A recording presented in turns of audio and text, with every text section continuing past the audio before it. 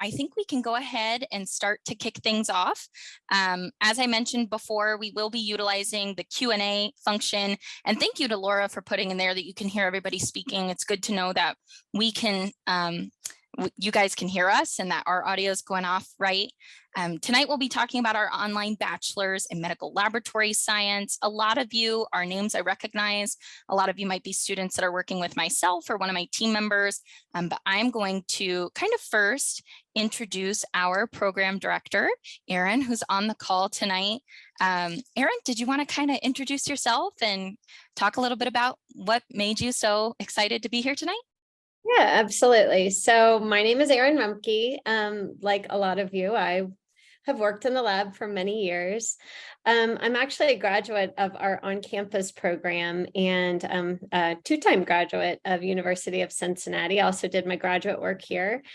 And I have been with the program in different roles since 2004. So right since the very beginning of our online program, and have served, now as a faculty member for many years and as our program director for the last several years.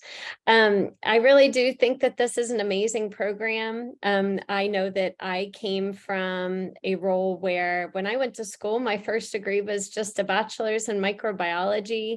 And I really wanted to work in the lab, but realized that I could not work in the lab. With just a bachelor's degree in a general science. So I came to University of Cincinnati to what is a certificate program where you just take the clinical year courses. And, during that point in time, I started working in the lab and I, started working side by side. I worked third shift at Children's Hospital here in Cincinnati as my first job after I graduated. And I worked side by side with a lot of MLTs, several military MLTs that, trained me really well. And, I realized very quickly when we start to think about management roles in the lab that the best suited folks for those roles, in my opinion, are, those people who are sitting in the lab with a number of years of experience under their belt, but maybe just don't have the degree to support that. So that's really what brings my passion to being involved with this program, because I've seen it over the years that I've been involved make a tremendous difference for our graduates in the roles in their career laddering after graduation. So that is what makes me excited to be here tonight, and really is why I've, come to, really make my home here in the program full time as the program director. Awesome. Thank you, Erin. And Mel, I'll hand it over to you to explain what your job is here and why you're so excited to be here tonight too. Good. I was muted that time. Thanks, Caitlin. Well, I'm excited to be here because I sure wish there had been a program like this when I finished up my education to enter the profession. Like many of you, I did 2 years. I got an associate degree, and due to some licensing that was really addressing a workforce shortage in Florida at the time, I was able to sit for the 4-year medical technologist or med lab science area. And that's where I still retain my licensing. Worked in the field a number of years, and then realized when I wanted to go back to school and think about some of those leadership positions, I was going to have to start all over again and not have any of my associate degree credits apply. So I went on and did work toward other things and let my lab and hospital pay for those additional degrees. So I'm just really excited about our program. We've been around a really long time, since 2004. We're one of the oldest and largest medical laboratory science online programs in the country. And my role is I'm a program manager. So I do a little bit of everything. I have a background in advising. So, I basically work behind the scenes on policies, procedures, and helping students when they get in a jam. So I also run our orientation course, and I handle admissions all the way through to graduation. So I'll talk a little bit more about that and answer questions about how you're eligible to apply to our program. And in the meantime, we'll go ahead and turn it back over so we can tell you a little bit more about our program. Yeah, and just quickly, I'm Caitlin Eisenman. I'm an enrollment advisor with our program. So as I mentioned before, a lot of the names of our attendees tonight are familiar to me. You guys might have gotten a slew of emails or texts from me about our program or one of my teammates. We're really here to make sure that you have all the information that you need up front and all the information that you need to prepare an application so that as you get started and as you consider UC as your next step, you have everything you need. So let's go ahead and kick things off with why you should get an MLS with us. Okay, so first, a really important thing to know about our program is that we are a NACLS accredited program, and you should be familiar with that term because I know that, most of you who are on here probably attended a NACLS accredited MLT program. So that's, really a hallmark of quality for the type of education you can expect to receive, as well as, and it's important to know that NACLS doesn't just look at, the types of courses that you offer and make sure you're teaching what you're supposed to be teaching, but they also look at the general health of programs. So, do you have enough faculty to teach? Who are the faculty that are teaching in your program? What are their education credentials? What experience are they bringing to those teaching roles? So they accredit everything about a program, not just the courses that they teach. So it really is an important mark of quality. So if you don't end up attending, UC with us, make sure that you just do keep that in mind with all of the other programs that you're looking at. And that's important also because it allows you, there's different routes I'm sure you've looked at on the ASCP website as far as sitting for the exam to become a medical laboratory scientist to get your certification. And that is what allows you to sit for Route 1, which is the easiest, most direct route to sit for the exam. So, our students are, after graduation, this is also a mark that NACLS does look at to make sure that the students who are, graduating from your programs, that they're doing well on those certification exams, which of course our students do. Those should be posted. They are posted for our program on our program outcomes page, and they should be posted for all of the programs that you're looking at. So that's just another piece of information, you can use to kind of compare programs. All of the faculty in our program are scholar practitioners. And what that does mean is that, they are individuals who not only are vested in education and, know a lot about education theory and teaching online and, teaching students, but really also they have a lot of lab experience. Most of our faculty members do still work in the lab in some aspect or have a connection with the discipline in all of our professional organizations, such as ASCLS and ASCP. So that's nice because they're able to bring that into the classroom and make those connections when they teach their subjects. Then the curriculum that we offer really is very relevant to what you are doing at work and in your various positions. The great thing about attending, not just, finishing your bachelor's degree and getting your bachelor's degree, but, attending a program where all of your courses are, your peer students are also MLTs who have laboratory experience and have a lot of base knowledge, is it really does allow you to teach on a different level than you would probably receive if you were attending, classes in a traditional classroom. Maybe you went to your local university and decided you wanted to finish your bachelor's degree, you'd probably be in classes with people who didn't have any, for example, hematology experience because they're traditional four-year students.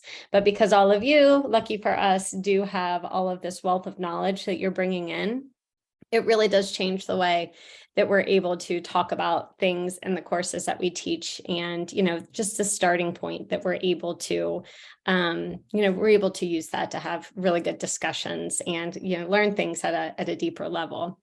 And, that said, you're also able to share a lot of your experiences with each other. One thing that's awesome is that we have students, and I'm probably going to forget this, I think in 48 states, currently enrolled in our program. And that is a number of reasons that there's a number of reasons that students, choose to attend a program online. One of those may be, just the ease of not having to attend a university class, several times a week. But a big reason also is, shortage of programs in rural areas. So we have students who work at hospitals that are very large medical centers, and also, students that work in smaller facilities where you really do serve as a jack of all trades. I've worked in both kinds of, environments. So, they're just the discussions and the differences in experience are just really cool to kind of hear and share with one another in those courses. So I think that is one of my favorite aspects of our program. And of course, one of the main reasons you're probably here attending this session, I know a lot of you just, always planned to finish your bachelor's degree, and that might be why you're here. But there is also a subset of you that likely started working in the lab and then realized that you wanted to finish your bachelor's degree. And, maybe that has to do with just a general personal interest, but it probably also has a lot to do with a raise and, accepting a different position in your career ladder for your facility. So, there's a lot of new jobs out there. I don't have to tell you that there's a shortage of medical laboratory scientists and MLTs out in, the hospital, because we all know that. We feel that pinch all the time on the schedule. So, there's a lot of opportunity right now. We're sitting in a really good place. So as far as the structure of our program, we are an online program, fully online, which means there are no required campus visits. We do love it when students come to campus, and you're welcome to do that. We have people stop by that say, oh, I'll be in Cincinnati, or I'm passing through Cincinnati, I'd like to stop in. And you're always welcome to do that. And a lot of students come for graduation or homecoming games for football. We have a very good football team. And but you're not required to. So that's something that's important for you to know. We do have 60 credit hours in our curriculum. The way that our program's currently structured is that you come in and you bring your 60 credits from your associate's degree, and they get transferred in. And then the next 60 credits that you'll take here with us will complete your bachelor's degree. So, and they include, all medical laboratory science courses. And we do have, a part-time schedule that spans 7 semesters. And I'll talk a little bit more about the curriculum here in just a minute. And the reason that we do, an important thing that I'd like to, stress, is the reason that we do a part-time semesters and we spread it out over, a little over 2 years, is because it really is, this program's designed for people who are working in the lab. So, and it would be a lot for you to take a full-time medical laboratory science course load, all very heavy, intense science classes on top of a full-time working schedule, and, juggling personal responsibilities and families as well. So they are part-time semesters. So the way that, and I'm gonna, Caitlin and Mel, would you guys, I'm sure you're watching the chat, but you can stop me if there's a question that seems relevant for me to answer now. I'm not watching it. So thank you.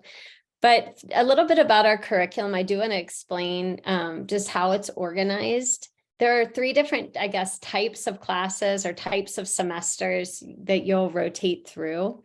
The first 5 are what we call our didactic semesters, and those are just where you take your courses. So these are, very much like lecture-based classes where you're doing assignments and case studies and learning, theory. And then we do have a 6th semester after you finish those first 5. Every semester in those first 5 semesters has like a theme. So during the first semester, you're taking clinical fluid analysis, which is like UA and body fluids. And then you're doing some from a very familiar, and we start there because it's a familiar class that most people do work and do urines and, do body fluids. So, and then we'll do a kind of a methodology course which is a combined course that does some molecular, like theory of molecular testing and serology, immunology theory. And that really sets you up to understand some of the advanced testing techniques that we're going to talk about when we get to, hematology and start talking about, flow cytometry and molecular diagnostics and cytogenetics and all that fun stuff. And like microbiology, micro is a lot of molecular now. So we want to make sure that you've got, that theory really tight before you head into those other semesters. And then during the first semester, you also take a special topics course, which is more, talks about, things like medical ethics and interprofessional and interdisciplinary work. And then, so that's your first semester. It's a nice semester to enter into. And then we have 4 other didactic semesters. One has some blood bank and statistics courses. Then we have a clinical chemistry semester. And during that semester, you also take a course that talks a little bit more advanced theory about immunology and molecular. We have a hematology and coag semester. And then, of course, we have a microbiology semester. And during that semester, you take courses not just on bacteriology, but also parasite, myco, and virology. So that's our first 5 semesters. Then we go into clinical practicum.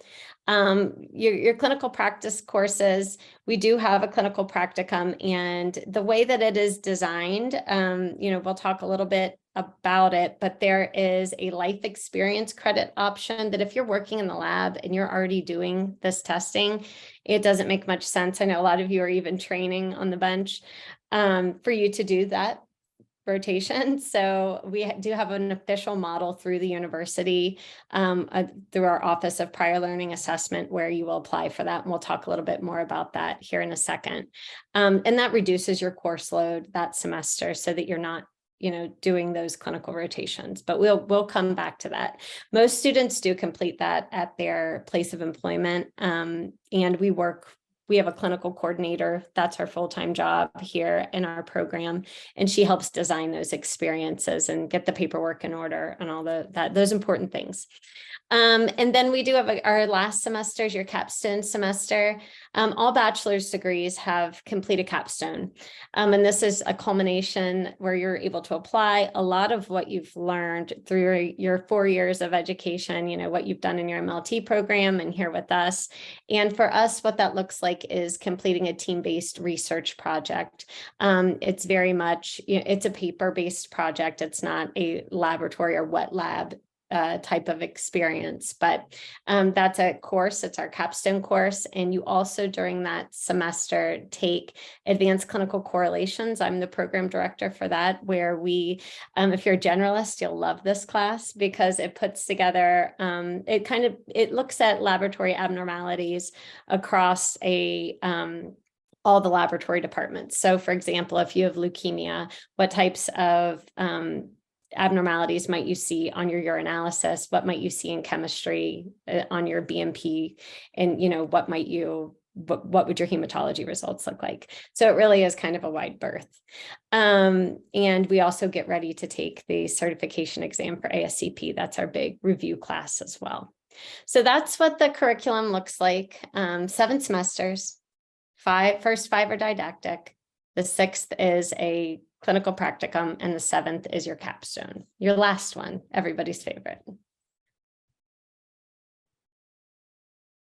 Okay, so a little bit more about clinicals, because that's always I feel like everyone's largest concern when they're applying to the program, because you're working, right, full time, and not everybody likes to use all their vacation up for clinicals, right?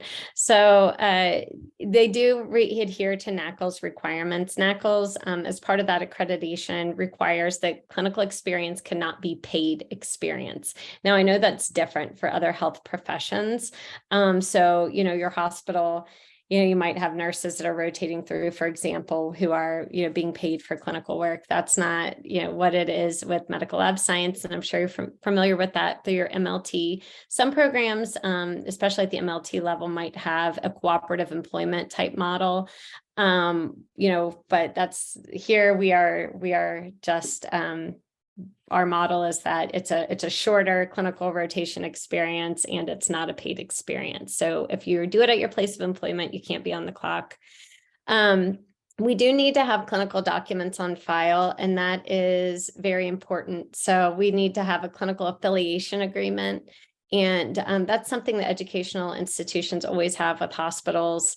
Obviously, University of Cincinnati is a big medical facility. We're used to doing many of these. We have, hundreds of clinical affiliation agreements for our program for students who rotate through different hospitals. So, but it does take time to get that stuff done. So because it's through our legal department, your hospital's legal department, and they move kind of slow.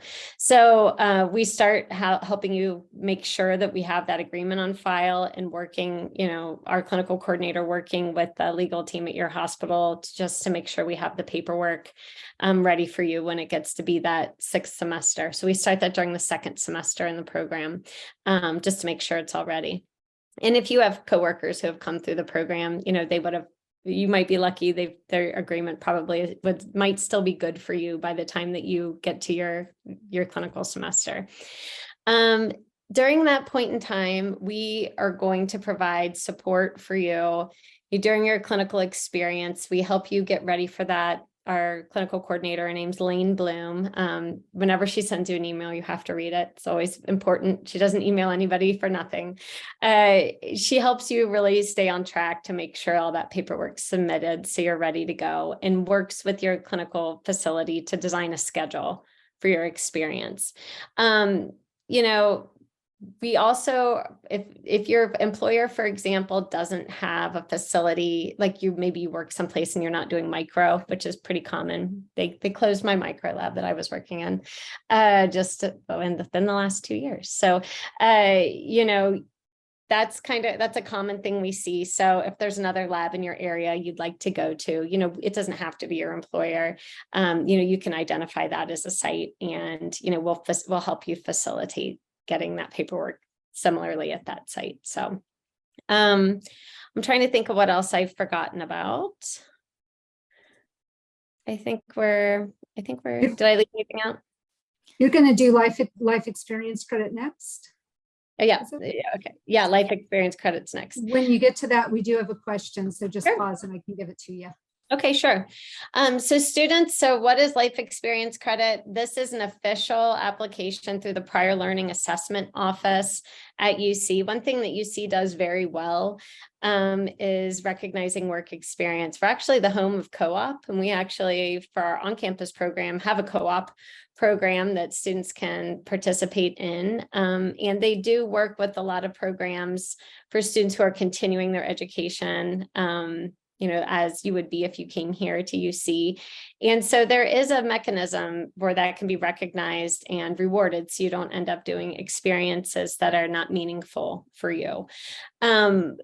One thing that we do is we divide our rotations are divided into like 6 modules. One is hematology, one is chemistry, and then blood bank and micro we've divided up. And that's because a lot of students, for example, may work someplace where you're doing, basic blood bank, like you're cross matching and you're doing ABORHs, but maybe you're not doing antibody ID, or you're not like going on to troubleshoot difficulties like doing LUITs and all that kind of stuff. And so that second module of blood banks, antibody ID and other advanced testing. And then we have microbiology divided up similarly into, more basic routine microbiology and then advanced microbiology testing. So that really allows us to recognize, even if you're not doing everything, a good portion of that experience that you're bringing to us. So how recent your experience needs to be is fairly recent. So you need at least 1 year of work experience within the last 3 years. And if you're working in the lab now, sometimes if folks are separated from a department for a while, I think that we have a tendency not to recognize all of the change that is in fact happening, especially in, places like microbiology, which has changed so drastically in the last 5 years, even 3 years by us, as everybody's bringing in so much more molecular testing. So it really does need to be recent experience, and you can use that experience, your work experience, to apply for any combination of those 6 modules. that we offer. The tuition, if you're awarded, it's filling out almost like a task list with your supervisor. And it's okay if you left your job, if that person will still fill out that experience for you, you can still, use them to submit the application. The application goes to the university and they do a review, and then it comes to our department and we do a review.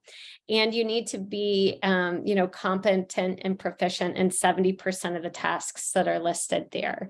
So, and then if you do, you get awarded that credit, and you don't need to do those rotations for that module, nor do you need to apply. That each of those modules is equal to a credit hour. So you get advanced standing credit awarded to your transcript so that you're not short credit hours to graduate through the prior learning assessment. They do that. It's almost like bringing in a course, like a transfer course. It's the same type of, credit on your transcript. And then, you don't need to register for those credit hours. So most of our students end up doing somewhere around 3 modules. But there are some students who have been working in the lab for a very long time or are generalists, and they don't need to do any. So, we have some students who have been working in research for the last 20 years, and that's why they're here, to get back into the groove of the clinical lab, and they need to do all modules. So it's very individualized, and it's, that way intentionally for a reason, because everybody's bringing in very different experiences when they come. So there is a $60 fee for each module that you apply for, but you don't register for that class, and it's a lot cheaper than a credit hour would be for the university.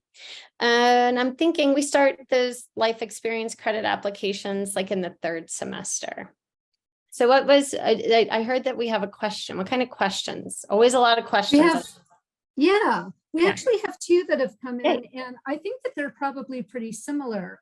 So let me just do both of them and sort of do a lead in. One had asked about how do we handle life experience credit in terms of dealing with previous employers. And I think in that case, you would just have the form, and as long as it meets that criteria, right, that it's been within the last 3 years. So that might be a key for you, but as long as it's within the last 3 years and it's been at least 1 year, somebody could sign off on that, right? And then the other question that came in was just asking that how would life experience work with travel techs? That we do have at least one travel tech attending tonight. And I think it would work the same if I'm not mistaken, right? Yeah, absolutely. So if you have, depending on how long your travel appointments, have been, a lot of you, are you a generalist? I'm sorry, I can't see the chat. Oh, here we go. Oh, travel tech. So yes. So travel techs, as long as they can get the paperwork completed and document the same experience, it's the same. In my, personal experience working in the lab and working alongside some travel techs, generally those are the folks that have been doing it long enough and are proficient enough, right, where they can hop right in and start working, for example, in hematology. So just documenting that experience is the important part. And then Erin, it looks like we did get another life experience related question. This student asked, would 1 year within the last 3 as a generalist allow me to apply for all clinical modules? Yeah, as long as you're doing the tasks that are on there. For example, I'll give you an example. I don't know what kind of place you're working in, but in my experience, people have different, ability to spend like proficient time, for example, in like micro. So you might do, you might read out like throats and urines or something, but you don't do other tasks in the micro lab. So it's going to depend on when you look at that task list. And if you want to think in your mind, the task lists are essentially like a different version of our rotation task lists is what they are. So, they have like a list, like, is this person proficient in, antibody ID? Is this person proficient in these various tasks? So as long as you're fully trained up, yeah, I think that's fine.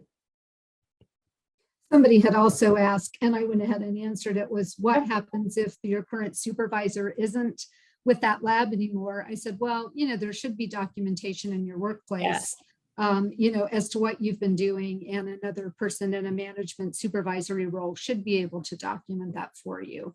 Another thing that I would just mention, only because I know this comes up with students. So let's say that you worked hematology for, 15 years, but it's been more than 3 years since you worked in hematology.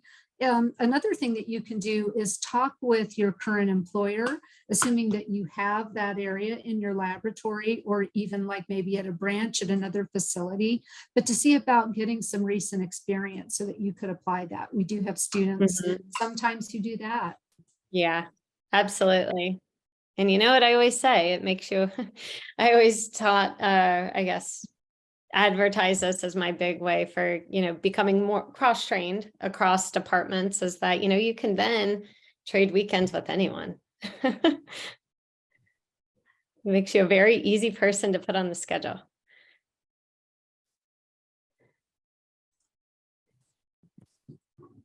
I think Awesome. Well, thanks everybody for the questions. I think we'll go ahead and move along a little bit. So we're just going to talk for a few minutes about the UC Online student experience, because some of you may be new to online learning. A lot of you certainly might be new to the University of Cincinnati. So just to give you an idea of how our online students are supported and the resources that are available to you, UC is a Tier 1 research institution. So all of the resource, all of the expertise of our faculty that's on campus is available to you online too. We've got start to finish graduation support. As Mel mentioned earlier, we've got faculty members, we have coordinators, we have a student success coordinator with UC Online specifically that are going to support and carry you through from your first enrollment all the way to the end. And in this program specifically, with our orientation that Mel's going to talk about later, and with some of the check-ins and the things like the clinicals check-ins with Lane that Erin was mentioning, you've really got a support team that's going to nurture you and carry you through from that first semester all the way through to graduation. As far as access to our resources on campus, all of our library resources are online and available to you, and I'm certain you'll make good use of them. We do have an IT department if you ever have issues with accessing any of the systems that you need or accessing your UC student email. And we do also have some online tutoring and writing resources. I personally recommend our writing center. I have used it as a UC student myself, and it's a really great opportunity to just get a second look at what you're working on and get some of that feedback before you turn it in. So all of the typical types of student support that you would expect in an in-person program are going to be available to you online too. And as Erin mentioned earlier, our program does have students in 48 states. There's a lot of techs out there that you're going to meet. There's a lot of professionals that you'll get to hear from. Our faculty, as Erin said, are all scholar practitioners. They're bringing some relevant knowledge. They're bringing their expertise and experience. So during your online program, you might be doing the program from the comfort of your couch, but you're going to have access to people and to faculty members from all different walks of life, from all different parts of the lab, who are going to be there to help you grow as a professional. So there's lots of great career development opportunities in the program, lots of great opportunities to make meaningful relationships with the faculty, and really use this to invest in yourself and to take this opportunity to better yourself and to give yourself the future that you're looking for. Also, when we are looking at online opportunities and online perks, something that is newer to our program but really impactful is our university to business partnership. Now, if you're on this call and you work somewhere like Nationwide Children's Hospital, Cincinnati Children's Hospital, NeoGenomics Lab, you might already be in on this benefit, but UC has an opportunity for our online programs to partner with businesses, whether that's organizations, laboratories, hospital systems, to offer a tuition scholarship for our online programs to their employees, the spouses and domestic partners, and even the dependents in their household. So what this looks like is, if your employer is one of our partners, you have access to an automatic scholarship that takes It reduces your instructional fees, and it's available for any of our online programs. So while everybody on the call tonight is interested in our bachelor's in medical laboratory science, if you're employed by one of our partners and you have a spouse who's interested in one of our online programs, or a child who's interested in one of our programs, they'll have access to this too. And that same level of support, that same level of connection and engagement that I was just speaking about for our program is true across the board for our UC online programs. So if you are interested in this partnership and learning more about it, or just in learning if your employer is one of our partners, just let your enrollment services advisor know. That might be me. And if so, feel free to ask and I can let you know. Or it might be one of my teammates. And I'll be putting our contact later in the presentation. But if somebody from UC has already reached out to you, just ask and we can help you see if this is a benefit that's already available to you.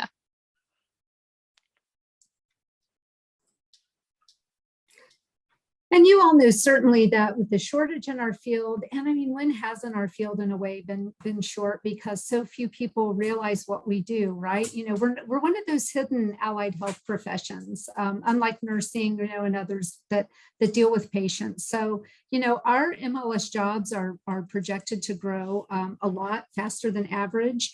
The median wage, and this is taken from the Bureau of Labor Statistics, the Department of Labor on their website, and this was from 2021, but the average annual salary for a medical laboratory scientist was $77,000. Now, one thing I would just say there is that salary also includes MLTs. And I know just yesterday I was in a meeting where we were looking at the salaries that are on campus, our campus-based students are getting in their entry-level MLS jobs. And most of those were in the 50 to 60,000 range. So that's pretty high, right? That would be at the MLS level. So, the point is certainly it's a good return on your investment. And while most of the people who do our program are looking to move from being an MLT to an MLS, the scientist level, they're often doing that to do supervisory and manager work. We do include a few of these other job titles here because we have had students that wanted to go into lab adjacent areas. But I would say for the most part, people are wanting to get the med lab science credential and the 4-year degree, which then in terms of like CLIA and other hospital regulations allows you to work in those supervisory and management roles. Next slide, please. Admission requirements, and a few of you had asked about this in questions. So I'm going to think back to those questions and try to make sure that I include everything in that. And if I don't, please just put something in the Q&A and I'll see that pop up. We need you to have an associate's degree in MLT, or sometimes that's called clinical laboratory technician or technology, or the equivalent. And we say equivalent because we realize that especially a lot of our military trained MLTs maybe didn't get an associate's degree. I think that's a little more common from several years ago, more historic sort of trained MLTs, because the military is pretty good about wanting you to get all the education and degrees that you can. But the point is, if you don't have the actual associate degree, we can still look at your transcripts showing that you have the equivalent. The equivalent is going to be equivalent to 60 semester hours. It's going to have all of those core lab areas that we have, primarily blood bank chemistry, hematology, and microbiology, along with the clinical rotations. It doesn't have to be from an ACLS accredited institution. We like it to be, but we can admit students conditionally without having that. I'm going to jump down because similarly, if you don't have proof of one of the national certifications, which is ASCP, AAB, or AMT, we can also admit you in most cases conditionally without that. The only exception there is if you are a recent graduate, and I would say that would be within the last 5 years, and you're eligible to sit for the ASCP MLT, we do want you to have that because it's just, we think that's just important for, your ability to get placed in clinicals and things like that. We evaluate all transcripts, so you would send all of your transcripts to UC. admissions, and we calculate a combined GPA. We're looking for a minimum GPA of 2.5. And again, we have a little bit of latitude with that as well. We need 2 references. These are standardized forms. People don't have to write long letters. It's just a standardized form with a 1 through 5 rating scale. One of those needs to be from a current lab supervisor. And we do have a $50 application fee that's waived for the fall semester for attending, I believe, for attending our session tonight. And Caitlin can jump in there if I said anything wrong about that. So I would say for our admission requirements, somebody had asked about having a bachelor's degree.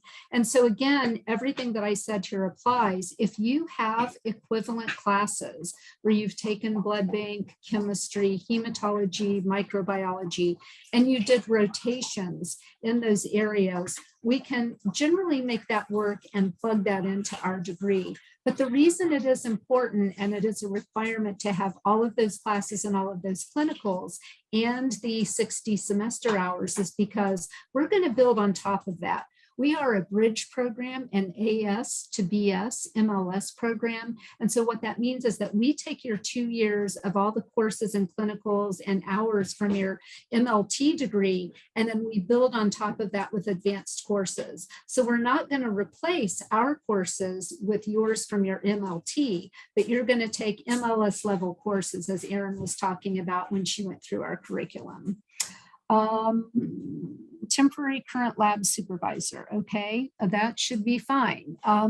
What if your credits are more than 7 years old, but always been working ever since graduation? Do I still need to do the credits again?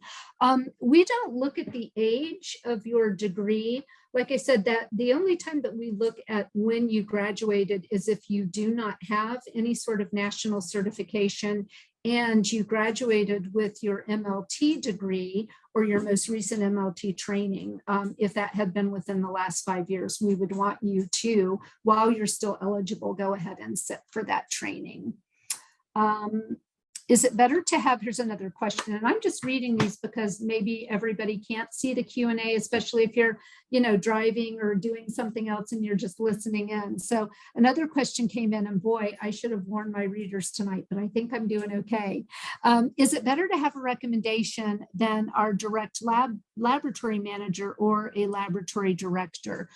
We don't care from it who it's from. We just ask on the form, we ask the person if they have worked with you in a supervisory capacity. Have they supervised you? So obviously either a manager or a director could answer that.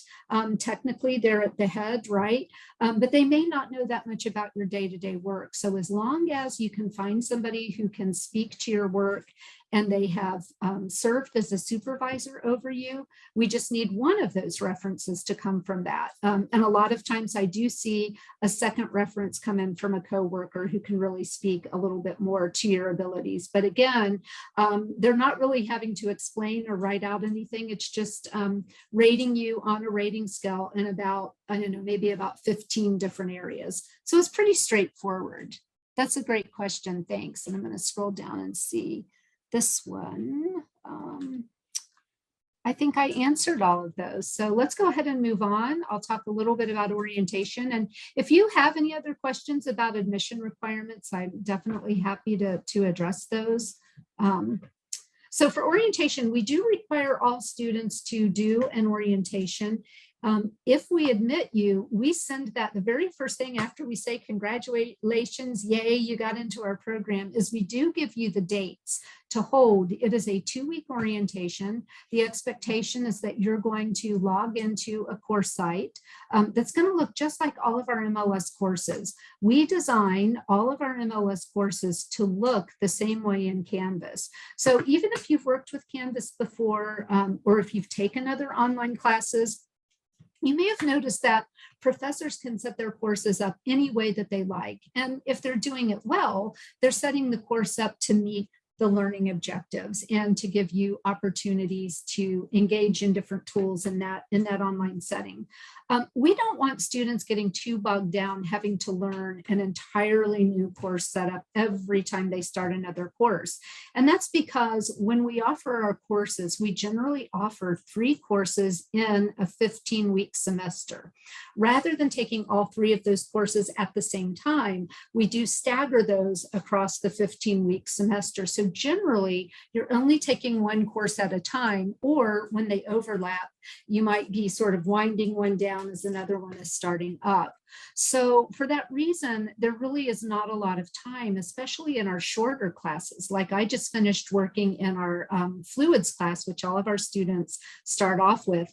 That's only a 4-week class. So you wouldn't have time to learn a whole new setup in Canvas. So we're going to give you a free non-credit. It's not letter graded. You don't receive credit for it, but it is free and it runs for 2 weeks so that you can get a sense of what our classes are going to look like. And you'll get a sense of the schedule and how we schedule work that's going to come due week after week after week. And that way you can get a sense of whether this online learning and the way that we set our courses up is for you. You can try it free. It's a free trial because online learning isn't for everyone. So, it's better if you can jump in there and start, working in a course site and see if it really feels like a good fit for you. Now, the orientation does not have MLS content, but what we do put in it is just all of our procedures and policies that you need to know right up front. So hopefully that gives you some support so that you can make a decision before you actually start taking our credit bearing classes. Another question's come in and it says, I graduated last year, but I don't have ASCP yet. Can I be accepted? No, so we would actually ask you to go and get your ASCP because you're still eligible. When you graduate from an MLT program, ASCP allows you to sit, you're eligible to sit for your ASCP MLT exam for 5 years after graduation. So because we have standards that we want to maintain, and again, lining up with NACL's guidelines, right, for good programs, we do not admit students if they are recent graduates and they don't have their ASCP MLT because we think that that's important. But certainly if you're only a year within graduation, that's something that you're eligible to go out and take. So I would encourage you to do that. We encourage our students to take that exam too. I did drop in our program outcomes earlier in our chat, just in case you're interested in that. I dropped in the website where we have those. We have consistently performed higher than the national average for all other NACL's accredited MLS programs too. Another question, will graduating from this program meet the CAP requirements for section director, technical supervisor, bachelor's degree in clinical, physical, or biological science or medical technology from an accredited institution with at least 4 years of laboratory training and or experience in high complexity testing? I think what it would do is certainly it would provide you the education, the degree, you would have that covered. I think that you having the 4 years of laboratory training, and I have to admit I'm not, since I'm no longer working in a hospital lab, I am no longer familiar with those CAP type requirements, but it seems to me that you would need to find out how those can be fulfilled. And if you're able to use your work experience, and I think that you would, obviously our program, I don't know that we said this, but our program lasts 7 semesters. And that's if you go straight through. And sometimes students have to take a semester off. If something happens, work gets really busy, you have a big vacation planned, it's okay to do that. And we'll get you back on track to work through the program. But 7 semesters works out to 2 years and 1 semester. So obviously you wouldn't be getting 4 years of laboratory training during that time, but hopefully that's something that you could use some work experience toward. Can you skip? I can speak to that really quickly. So, that's a combination that, I think that the CAP requirements, you need to think of it right? So we are giving you the educational part, but there's an experiential part there that's career driven. So that's you on your end as far as work experience goes. Thank you, Erin. Yeah. This is similar. Another question came in, and this is similar to one that came in earlier in the questions, was how long does the blood bank rotation take? So the way that we set up the clinicals, there are a total, if you looked back at those areas that we have, blood bank and micro, which are a little bit longer, right? Because there's so much content to cover, plus hematology, plus chemistry. All total, those hours are 280 hours. You schedule those however you and your host lab see fit. Even for our students who need to do all of those areas, in other words, if they're not applying for any life experience, we do find that students are able to complete those hours across one 15-week semester. Now, sometimes students will extend that and maybe go to 2 semesters. Let's say, for instance, that you have to arrange, like Erin was saying, to go to a different lab or another branch of your medical facility to do micro or blood bank are the 2 most common ones, right? Let's say that blood bank is not able to host you until the next semester. We have had students that do that. So it's really up to you and whoever is hosting you to work out the schedule, again, just being non-paid. Some students will stay on a couple hours or even an entire shift after their paid shift. Some students will go in on the weekends to do the work. So it's really up to you and your host lab to figure out your schedule. So we give you a lot of flexibility there.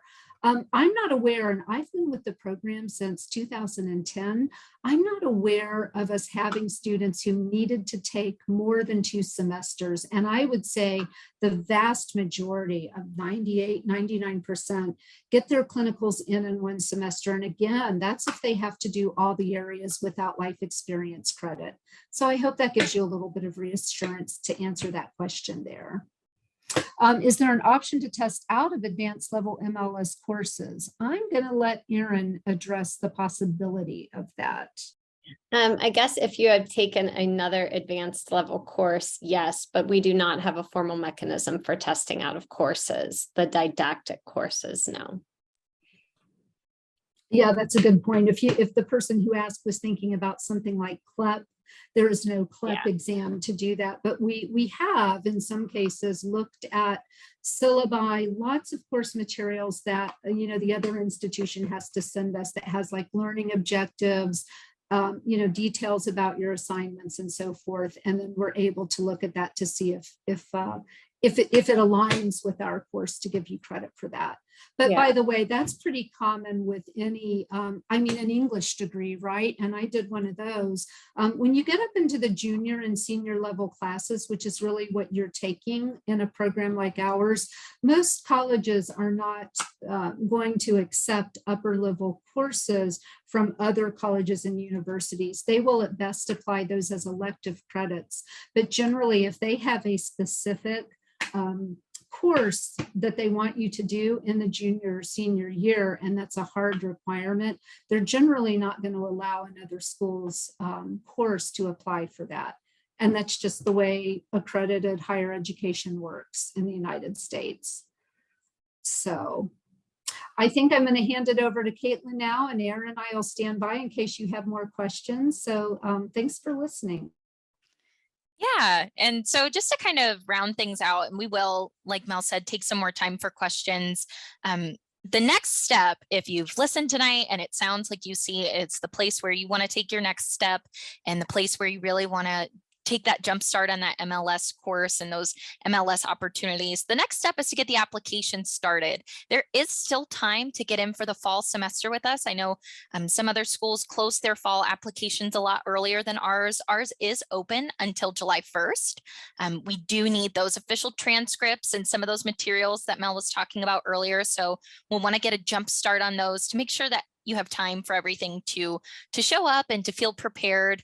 This program does have rolling admissions. So typically once you've completed your application and you've submitted it, you won't wait until after that July 1st period has passed for a decision. It's kind of based on when your materials have been processed. So a lot of you could find out very quickly that you could be starting with us in the fall. So that is still open. If fall is a little too soon for you, we do have 3 start dates each calendar year. So our next start date would be in January, and we even have a May start date after that. So for questions about getting that application process started, you'll want to get in touch with your enrollment services advisor, which again, it might be me, it might be one of my colleagues, but we're here to help make sure you know exactly what the deadlines and the timelines look like for that process. And as Mel mentioned earlier, that application fee has been waived. So it's a great time to jump on that opportunity and really kind of take that next step towards investing in yourself. Caitlin, can I mention something about gen eds? Because that's often a question that comes up. I just want to say this really quickly. As you all are, I hope, looking at other programs and comparing those, one thing that I meant to say when we were talking about the admissions is that if you do have an associate's degree in medical laboratory technician or the equivalent, if that comes from a regionally accredited school, and you can look that up, you can just type in the name of the school you attended for your associate degree and see if they are regionally accredited. If they are, we consider your gen eds complete. We don't require you to do any more. That's important because when you look at a lot of the competitor programs that we have out there, their hours will be much lower. Like they'll say 36 hours of medical laboratory science classes. Another one is like 42. But when you start drilling down into the details, what you'll notice is that those programs, those schools also require you to do their university's gen ed requirements. Now at UC, we have a total of 9 classes. So 9 times 3 semesters, that's 27 hours of gen eds. So in a lot of cases, that's what our competitor schools are doing. So I just want you to be aware of that. If you're looking at other programs and the hours are lower and you're wondering why ours is 60, that's because we're going to accept your gen eds. And so our 60 hours are going to be filled with MLS content. And the other thing I would say is if your degree is not from a regionally accredited school, and I would say maybe 5% of our applications total each semester come in from a non-regionally accredited school, we simply do a gen ed check. And in most cases, students will have some gen eds that we can apply, and we'll let you know. We can either accept you needing a few gen eds, or if you need really a lot, we would recommend that you go somewhere locally where you can get those at a lower price closer to home, and then come back and revisit your application with us again. So I just wanted to sort of put that out there so that as you're looking around at other programs, you think about that. I'm seeing I have copies of my official transcripts. Do you need the transcripts to come directly to the school, or can I submit copies? I'm sorry, we can't. Yeah, we cannot accept. They're not official if they come directly from you, I believe, unless you can forward those in the sealed envelope. I guess that would be one thing, but official transcripts, if you have those as hard copies, they need to be in a sealed envelope, and there's typically something that indicates when that seal has been broken. So if you opened those to look at them, they are no longer official. Most schools send transcripts electronically, and that's how I would recommend you send those. They're a lot faster, because if you send something in an envelope to UC, or a school has to send something in an envelope, somebody in admissions is going to have to scan that into the system before I and my colleagues can review your transcript. So it just slows down the processing a little bit as opposed to the digital ones. That's another great question. Thanks. Yeah, they need to come from your service directly from the university to our university.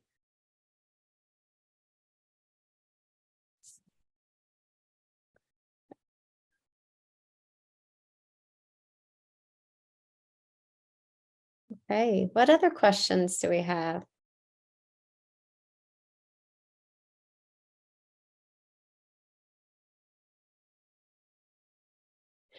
For your BOC, so the question is, I graduated this past spring. Congratulations first.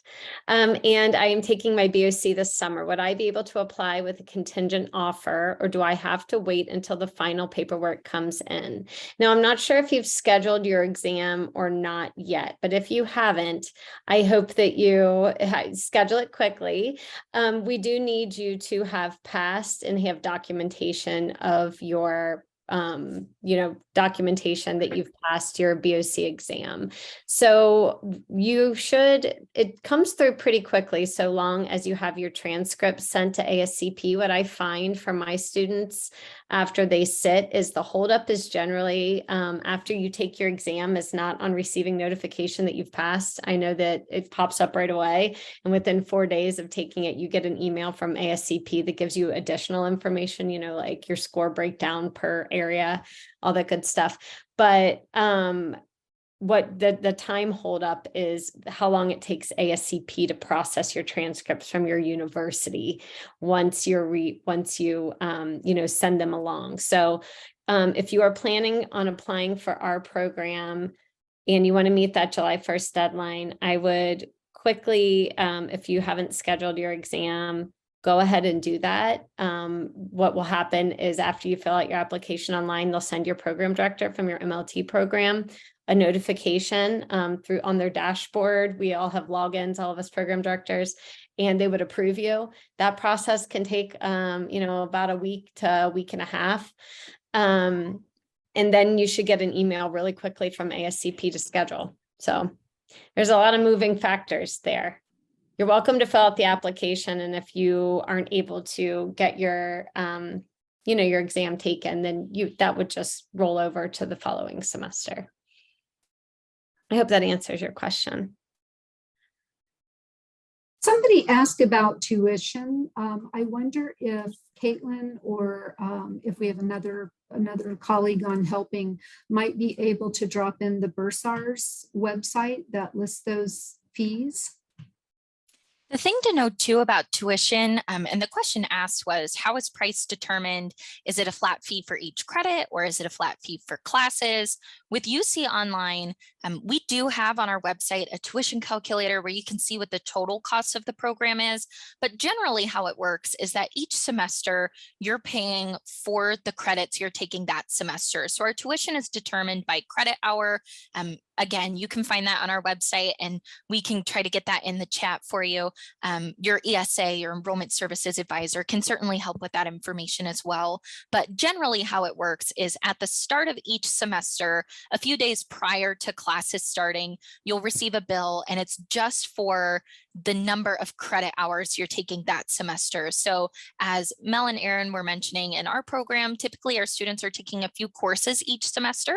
So it's not a flat rate based on the number of courses, but rather the number of credit hours. And that's why those life experience credits can be a really great opportunity, because those are credit hours that you're not paying the full tuition rate for. And you'll take between 8 and 10 credits, because it's, going to be 60 credits over 7 semesters. It generally works out somewhere between 8 and 10 credits a semester, depending on the courses. And then of course, if you get, life experience credit during that 6th semester, it can be quite a bit less, because that's a 6 credit hour course. In fact, if you think about it, 6 of 60 hours is 10%. So you can save, 10% of your total tuition by taking the life experience option. There is a small fee. We had that on a slide at $60 to evaluate the LEC application, but that can save you some significant money if you can apply for LEC. Most of our students do apply for LEC, and most of them get it. And every semester we have several students who get it in all 6 areas, so they don't have to do any clinicals. Yeah. And the thing I would note too, especially at the undergraduate level, this program is financial aid eligible if federal loans or grants are something that you're interested in, but you're not quite certain how to start that process. Your enrollment services advisors can help to point you to resources for that as well. It's not too early to start a FAFSA application. So if you were looking to receive financial aid, you do not have to be admitted or enrolled in a program to start that application process. So you're welcome to get that process started now. Again, your enrollment services advisors can help to provide some resources on that and give you things like UC school code and access to our financial aid coordinators, but it's not too early to get that process started. And I would actually encourage students who are looking at, the fall or maybe even the spring to get that financial aid application started for the 2023-2024 academic year. That is such a great point, Caitlin, and I'm glad you brought that up. And I just want to encourage everybody, our enrollment advisors, their very job exists to help students with the application process. And when you have questions like this, so I would really encourage you, I know sometimes it's easier just to jump online and start filling out paperwork, but really would encourage you to reach out and work with Caitlin or one of her colleagues who are enrollment advisors, because they do such a great job not only answering your questions, but reminding you of things that you might not have even thought to ask. They're very familiar with the process and our program. And so they can tell you all sorts of things and give you tips on applying that, like I said, might not have even been on your radar. The fall semester starts, and I'll go ahead and type this into August 21st is the date for the fall semester to start. And our orientation, if I'm remembering off the top of my head, don't hold me to this, but I believe starts July 31st. And then, of course, the application deadline of July 1st.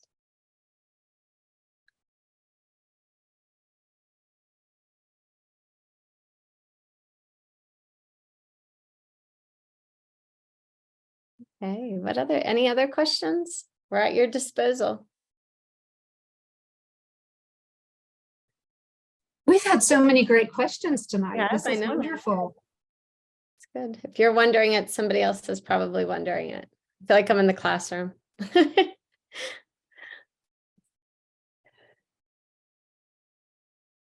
Okay. Yes, application requirements are posted online. And of course, Caitlin can share those with you or, talk you through any of those that you have questions about, or somebody else on our team. Yes, as Erin mentioned, those are listed online. They're also something that your enrollment services advisor is happy to share with you. And many of you probably have got multiple emails from me about, don't forget to send your transcripts. Hey, the references are due. So we're really here, like Mel said, to make sure that you guys feel prepared, to make sure that you've got everything ready. And then that orientation kicks in. Students even have more opportunities to get prepared and feel supported. And really that's the entire goal of this program, is even though you're, hopefully doing this from the comfort of your couch, that you still feel connected and as engaged and as supported as somebody sitting in our physical classrooms would feel. Absolutely. And I just quickly checked the orientation. Since I run it, I need to know that date. It is July 31st through August 11th. And then there would be a week break there before the fall semester starts on August 21st. And again, the application deadline is July 1st. Yeah. Oh, and I see that it says this is exciting and a little bit scary. Well, one of my favorite things that somebody told me once, and I'll share it with you, is sometimes excited feels like scared. Right.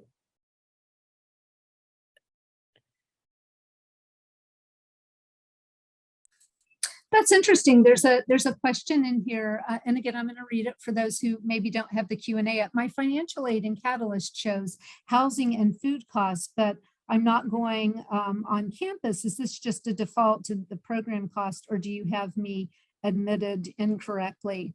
I think what we'll do is have you, if you've been working with an enrollment advisor, I would ask you to reach out to them so that they can actually look at that for you.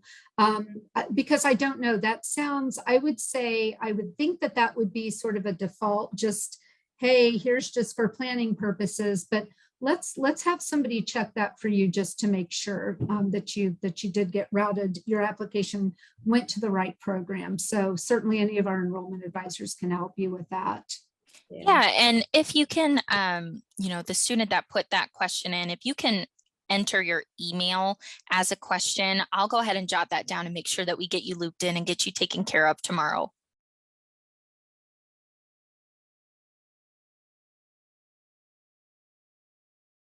Okay, here's a good question. Is this program difficult to do with a full-time third shift job? Fellow third shifters. I'm a third shift personality. Hi. So should I consider part-time schooling or full-time? I'm not sure how challenging these courses are. I'm wondering how flexible the program is for people who don't work in a regular day. This is a great question. I did not do a good job of explaining the way our classes are run before. And thank you, Mel, for mentioning how our scheduling works. But the program is already part-time. So there is, it's already a part-time program. So that fits with hopefully what you're looking for. And then we do not have required online hours. So all of the content is delivered asynchronously. And then there is opportunity to interact face-to-face and synchronously if you would like it, but it is not a requirement. So we have, you can listen to the lectures any time of day you want, work on the assignments. We do have due dates, like this assignment's due Wednesday, this assignment's due Saturday, but it's not like we say that you have to log in at 6 p.m. on Wednesday to listen to this lecture, if that makes sense. But we do have the way that our classes are set up. And some of our larger didactic courses is that you might have 150, 200 students in that class with you, but you're divided into small learning groups. And you have like a leader who is like a facilitator. So you'll have a lead course director, which might be me, depending on the class you're taking. And then you have a facilitator for your small group. That facilitator is another faculty member in our program. We have a number of clinical instructors that work with us that are folks who are embedded in the lab. They're, those individuals who love to teach and are great teachers that you get to work with side by side, hopefully some of you in the lab every day. And they work with our program and they really kind of help us facilitate our small groups. And that person will have office hours and your lead course instructor will have office hours. So if you think back about those numbers I mentioned, I said, somewhere between 150, you might have some classes that have 30 people in them. You might have some classes that have 170 people in them, but you'll have a bunch of small groups. Every one of those group leaders holds office hours. So we might have in a class 10 office hour opportunities throughout the week. And we intentionally schedule those to suit some first shift people, some second shift people, and some third shift folks in all time zones. So we try to be very intentional about when we ask folks to hold their office hours, so that even if your facilitator might have office hours at like 5 o'clock on Tuesday, and if that doesn't work for you because you're still sleeping, because you work third shift, somebody else might have office hours at 10 p.m. that night. So, that would be more like maybe, once you got to work or when you were getting up ready to go to work, depending on your schedule. So we have lots of students that work all kinds of shifts, and we're pretty used to that. So. Oh, and when we have exams, they're usually open for several days. So you can take them, depending on what day you're working. I hope that answered your question.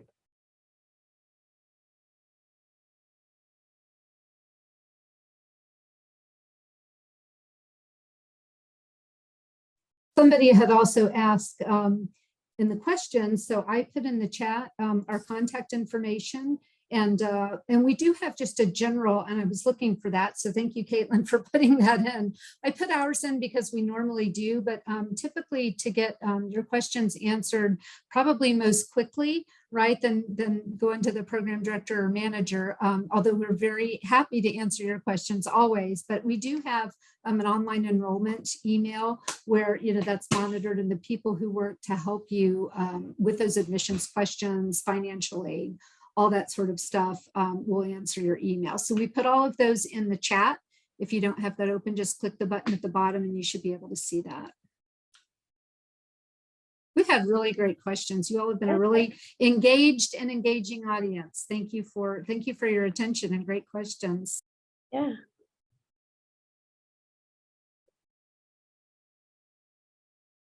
All righty. Well, I think we will go ahead and let everybody get back to their nights. Unlike what Erin was talking about, where our programs will typically be something that you can rewatch over and over again. This has been a really great opportunity to kind of answer questions. This session was recorded, so we will be sending things out to you guys. So if there's something that you wanted to hear about again, or if you have a friend or a coworker that wanted to make it and couldn't, we can get you a recording of this session. But as everybody mentioned, we're here to help. We're here to make sure you have everything you need. So we will be available to you for questions that you have as you look towards that fall or maybe even that spring semester. But in the meantime, thank you so much for spending your time with us tonight. And we know you took time out of your busy days to be here with us, and we really do appreciate that. And it's our pleasure to get to present our program to you and really show you what it would be like to be a student here. So thank you, everybody. We will be following up with everybody that registered for this event. So be on the lookout for emails or texts from the UC Online team. And I hope you all have a great evening. Yeah, come be a Bearcat. Thanks, everybody. Yeah, come join us. We'd love to have you. Thanks again for your interest. Awesome.